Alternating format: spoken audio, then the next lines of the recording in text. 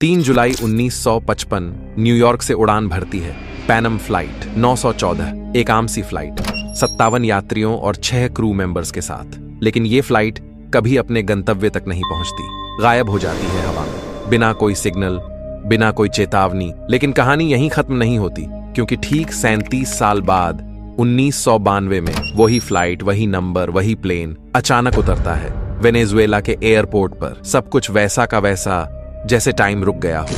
लेकिन सवाल यह है, क्या यह सच में हुआ था या यह सबसे बड़ी सोशल मीडिया साजिश है? क्या फ्लाइट 914 टाइम ट्रैवल कर गई थी, या इसके पीछे छिपा है एक ऐसा सच जो दुनिया से छुपाया गया है? आज हम करेंगे इस मिस्ट्री का पूरा एनालिसिस, सबूतों के साथ, लॉजिक के साथ और कुछ ऐसे राजों के साथ जो आपको कहीं और नहीं मिलेंगे। और अगर आप भी हिस्ट्री और मिस्ट्री को समझने में दिलचस्पी रखते हैं तो जल्दी से सब्सक्राइब करिए 143 हिस्ट्री 2.0 को, क्योंकि यहां मिलती है कहानी, वो भी सबूतों के साथ। तो तैयार हो जाइए, क्योंकि अब हम उठाने वाले हैं उस राज्य से पर्दा जिसे दुनिया ने सालों से दबा रखा था। Let's go.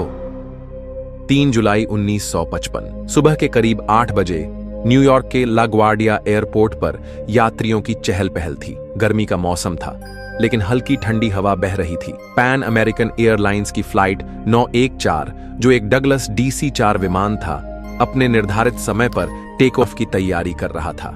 इस विमान में 57 यात्री सवार थे। उनमें कुछ बिजनेस ट्रैवलर्स थे, कुछ परिवार छुट्टी पर जा रहे थे, तो कुछ बुजुर्ग लोग थे जो मियामी में अपने रिश्तेदारों से मिलने जा रहे थे। साथ ही विमान में 3 पायलट और 3 एयर होस्टेस थे, सभी अनुभवी और प्रशिक्षित।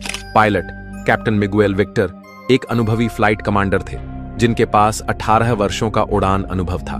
मौसम साफ था, दृश्यता बहुत अच्छी थी और कोई तूफान या तकनीकी बाधा नहीं थी। सुबह 8:20 पर कंट्रोल टावर से अनुमति मिलने के बाद फ्लाइट 914 रनवे से टेक ऑफ करती है और दक्षिण की ओर मियामी के लिए उड़ान भरती है। उड़ान की अवधि लगभग 2 घंटे 30 मिनट की थी। सब कुछ सामान्य चल रहा था, लेकिन लगभग 1 घंटा 45 मिनट की उड़ान के बाद जब विमान फ्लोरिडा के वायुमंडल में प्रवेश करने वाला था, तभी अचानक रेडार स्क्रीन से फ्लाइट गायब हो जाती है।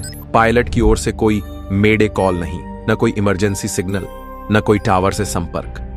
एयर ट्रैफिक कंट्रोल में अफरा तफरी मच जाती है। कंट्रोलर बार बार फ्लाइट से संपर्क करने की कोशिश करते हैं, लेकिन कोई जवाब नहीं आता। आसपास के हवाई अड्डों को अलर्ट भेजा जाता है। फ्लाइट को ट्रैक करने के लिए तुरंत सर्च एंड रेस्क्यू मिशन शुरू किया जाता है। कोस्ट गार्ड, नेवी के हेलीकॉप्टर और यहां तक कि स्थानीय मछुआरों की नावों को भी शामिल किया गया। अटलांटिक महासागर के बड़े हिस्से को खंगाला गया।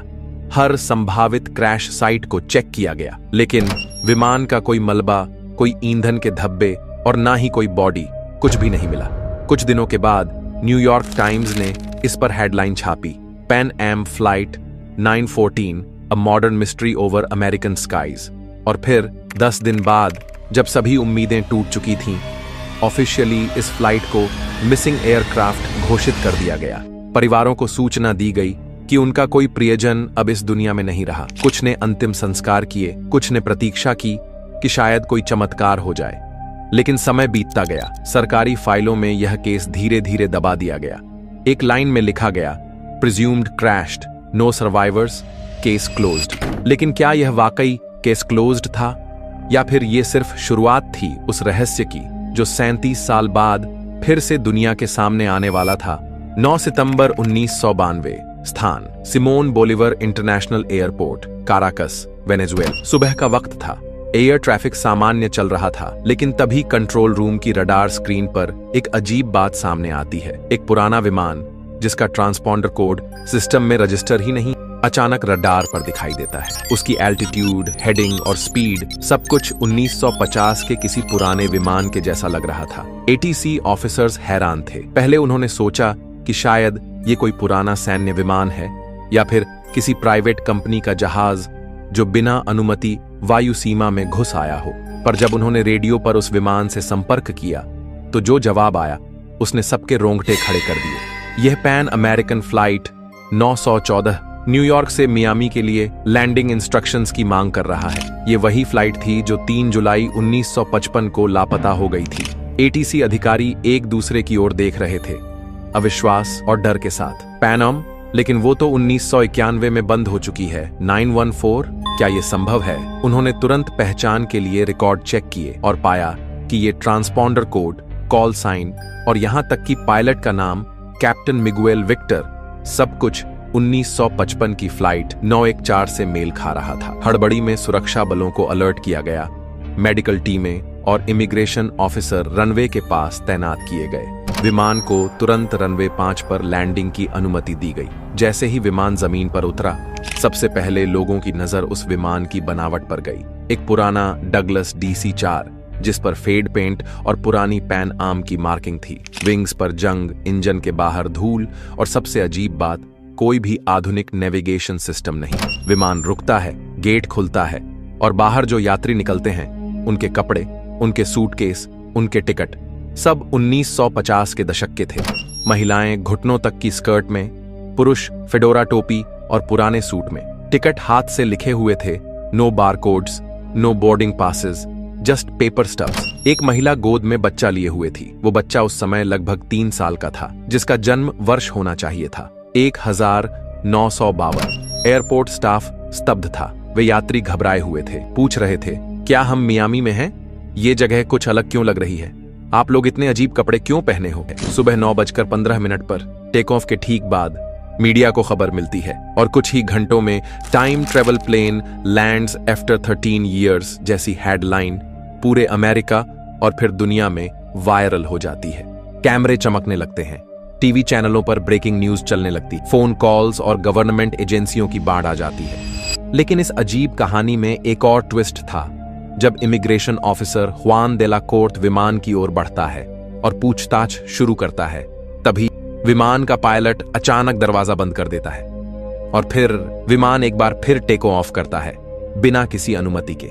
सब हैरान, स्तब्ध और डर के मारे बस आसमान की ओर देखते रह जाते हैं। वो विमान फिर कभी नहीं देखा गया। इतनी रहस्यमयी घटना के बाद दुनिया 2 हिस्सों में बंट जाती है। एक जो इसे टाइम ट्रैवल का सबूत मानते हैं और दूसरे जो इसे होक्स या अफवाह कहते हैं। लेकिन क्या सच में यह घटना हुई थी? क्या वो फ्लाइट वाकई समय की दीवारों को चीर कर वापस लौटी थी, या फिर ये एक गहराई से रची गई स्क्रिप्ट थी जिसका मकसद कुछ और था? अगले भाग में हम जानेंगे इस कहानी से जुड़े सबसे बड़े गवाह, गुप्त सरकारी दस्तावेज और उस अखबार की कहानी जिसने इस रहस्य को जन्म दिया।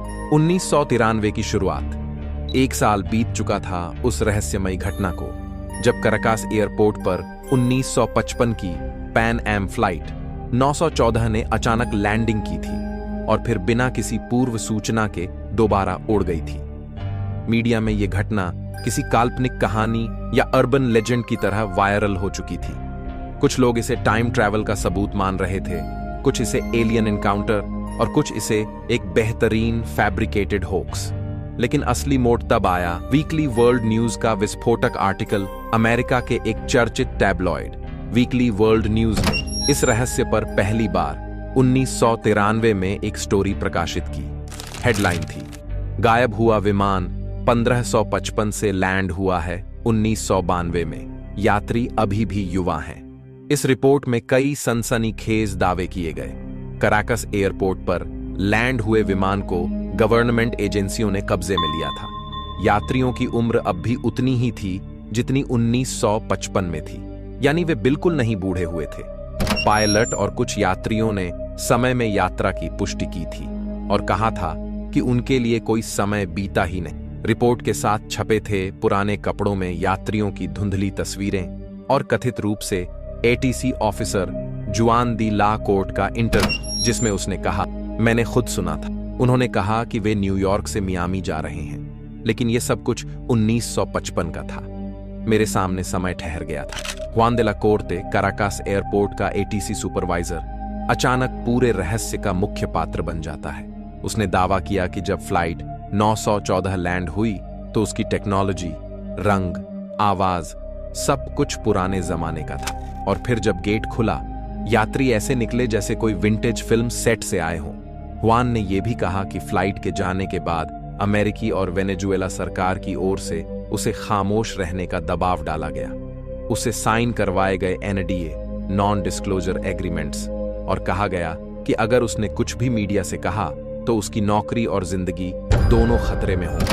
परंतु वीकली वर्ल्ड न्यूज ने यह सब छापा और लोगों के बीच ये कहानी अग्नि की तरह फैल गई। अमेरिका और वेनेजुएला की गुप्त बैठकें कुछ समय बाद कुछ विसल ब्लोअर्स ने बताया कि दोनों देशों की सरकारें इस विषय पर गुप्त बैठकों में जुटी थीं। CIA और FBI दोनों एजेंसियां जांच में शामिल थीं। कुछ रिपोर्ट्स में दावा किया गया कि फ्लाइट 914 को लैंडिंग के बाद सीक्रेट मिलिट्री बेस पर ले जाया गया था। यात्रियों को एक गुप्त स्थान पर रखा गया जहां उनका मेडिकल और मनोवैज्ञानिक परीक्षण किया गया। फ्लाइट की पूरी घटनाओं को टाइम डायलेशन या डायमेंशनल रिफ्ट के रूप में जांचा जा रहा था, लेकिन जैसे जैसे मीडिया का दबाव बढ़ा, सरकार ने इसे फैब्रिकेटेड के रूप में जांचा जा रहा था, स्टोरी कहकर खारिज कर दिया।